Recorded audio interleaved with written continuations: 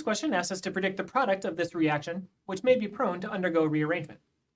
This is an E1 reaction. I have a secondary electrophile that can do either SN1 or E1, but I have a weak neutral nucleophile that's not strong enough to directly attack the beta hydrogen.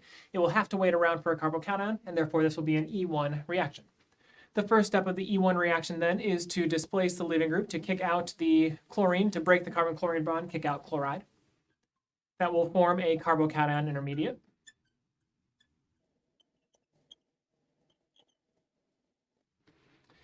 This will undergo rearrangement. These two deuteriums are just like hydrogen. They're just an isotope of hydrogen, so they'll react the same way as hydrogen, which means they can undergo hydride shift. We can shift one of these deuteriums over.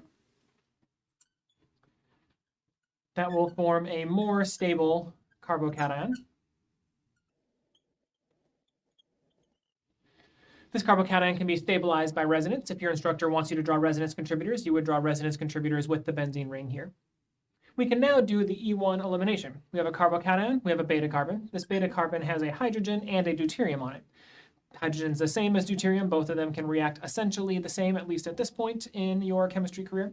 So we can use water as a weak base. Water can either deprotonate, can either grab the hydrogen to form the alkene. That will lead to one possible product.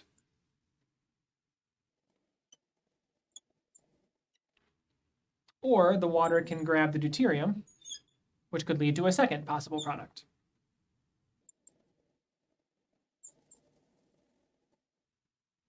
Just realized I forgot the double bond here.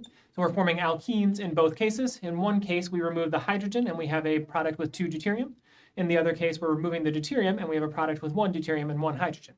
These are the possible products for the elimination with this rearrangement reaction.